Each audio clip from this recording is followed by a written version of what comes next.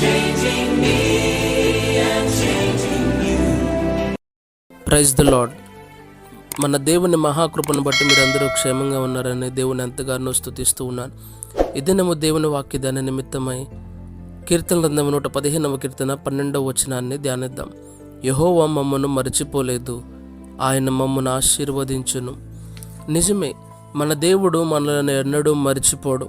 తల్లి మరిచినా, తండ్రి విరిచినా, నేను నిన్ను ఎన్నడూను విడువను, ఎడబాయనని దేవుడు చెప్పి ఉన్నాడు.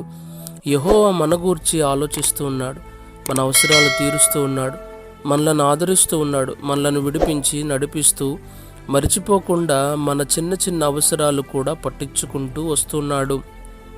మరిచిపోలేదన్న మాటకు మరో అర్థం ఏమిటంటే, ఆయన మనసు నిండా మనమే ఉన్నాం.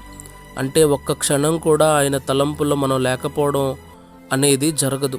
కొన్ని ప్రత్యేక సమయాల్లో అయితే దేవుడు మనల్ని ఎంతగా పట్టించుకుంటున్నాడో అన్నది మరీ స్పష్టంగా గమనిస్తాం.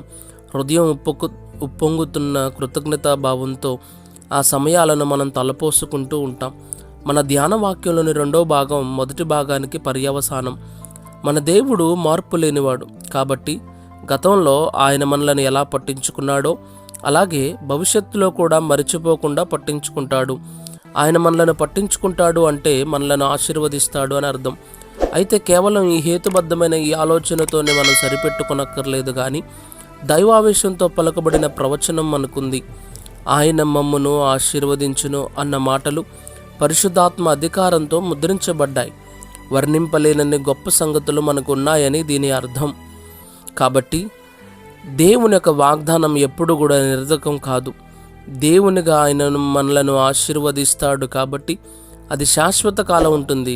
కాబట్టి మనలో ప్రతి ఒక్కరం ఇలా చెబుదాం, నా ప్రాణమా యెహోవాను సన్నుతించుము, ఆయన నిన్ను మర్చిపోలేదు, ఆయన నిన్ను ఆశీర్వదిస్తాడు అని మనందరం విశ్వాసం కలిగి ఉండాలి. ప్రార్థన చేసుకుందాం. మహా గొప్పవాడైన దేవా, నీకు వేలాది వందనాలు స్తోత్రాలు చెల్లించుకుంటున్నాను తండ్రి. నువ్వు ఎన్నడూ మర్చిపోలేదని, బంధువులు రక్త సంబంధికులు అయిన వారు ఆత్మీయులందరూ విడిచిన నువ్వు ఎన్నడూ విడిచిపెట్టని మరిచిపోని దేవుడవు ప్రభువా. నీవు మమ్మలను ప్రభా దేవుడైన మరువని దేవుడుగా ఉన్నందులకు వందనాలు, మమ్మల్ని ఆశీర్వదిస్తున్నందులకు వందనాలు. ఇట్టి వాక్య వాగ్దానాన్ని మా అందరి జీవితాల్లో నెరవేర్చి మీరే మహిమ పొందుకొనమని యేసుక్రీస్తు నామమున అడిగి వేడుకుంటున్నాను తండ్రి. ఆమెన్.